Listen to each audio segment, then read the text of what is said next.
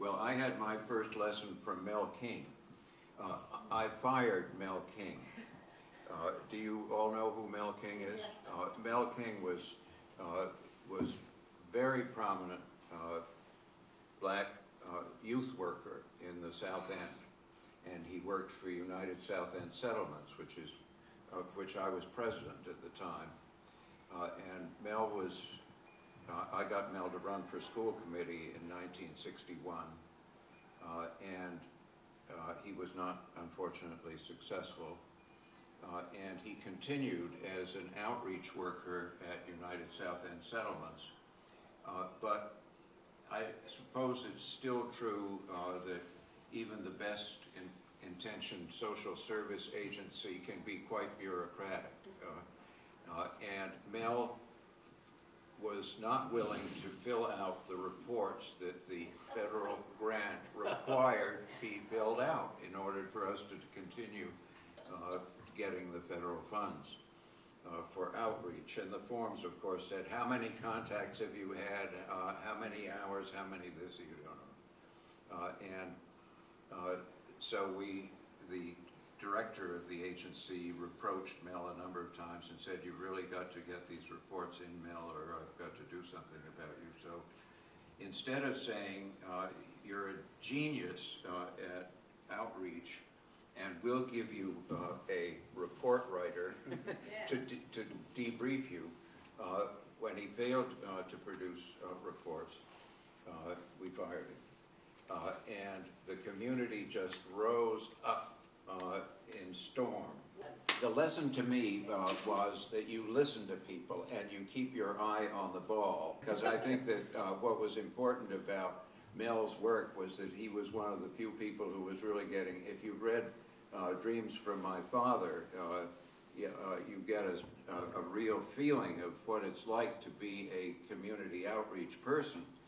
And Mel was doing the job, and we were worried about keeping our accreditation with the National Association of Settlement Houses and that kind of stuff. So the lesson was to listen and to look at the substance.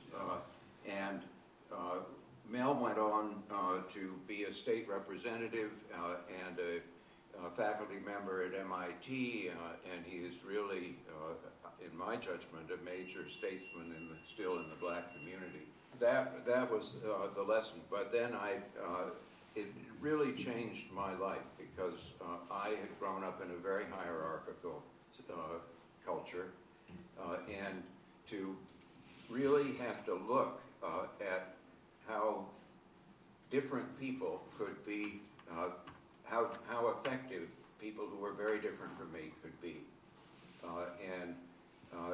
So when I went on the Board of Health and Hospitals, and at that time, in 1968, when I went on the board, the health center movement was just getting started, and people somehow, as Bill did, and he can describe his own formation of the Codman Square Health Center, but somehow, after a health center was established by a couple of faculty members at the Tufts Medical School, first in Columbia Point in Dorchester, and then in Mound Bayou, Mississippi.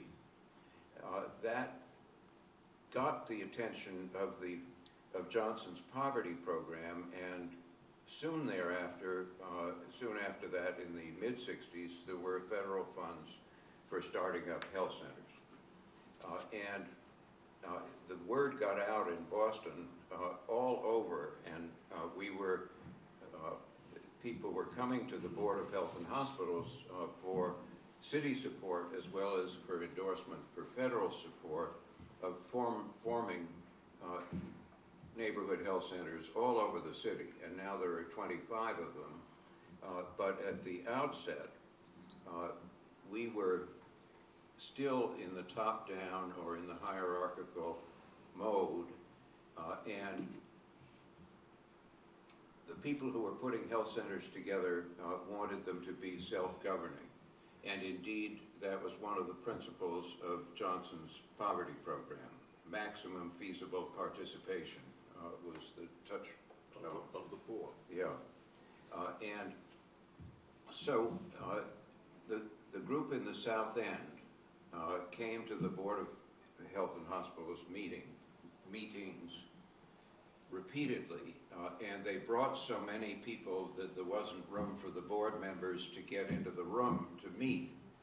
And after 3 or 4 of these episodes, they were demanding that they be able to appoint their medical director and their administrative director.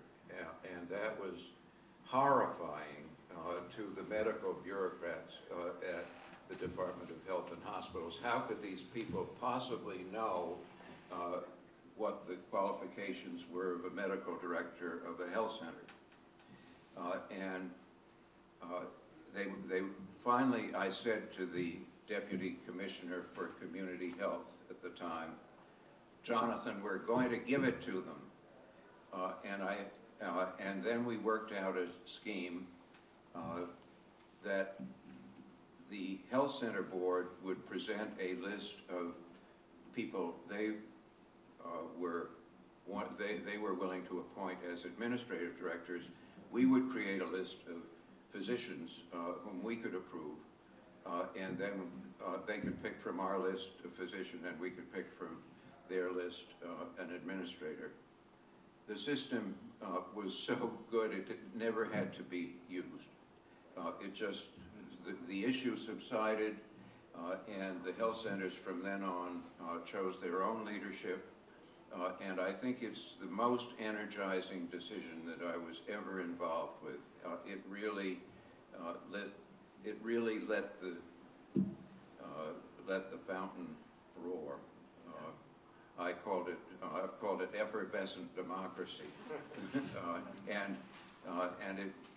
it was so wonderful to see how these institutions have flourished, and particularly what ladders they have been for people in the community to gradually assume major responsibilities and really go places. Would you endorse that? Would you? Oh, certainly got a job out of it.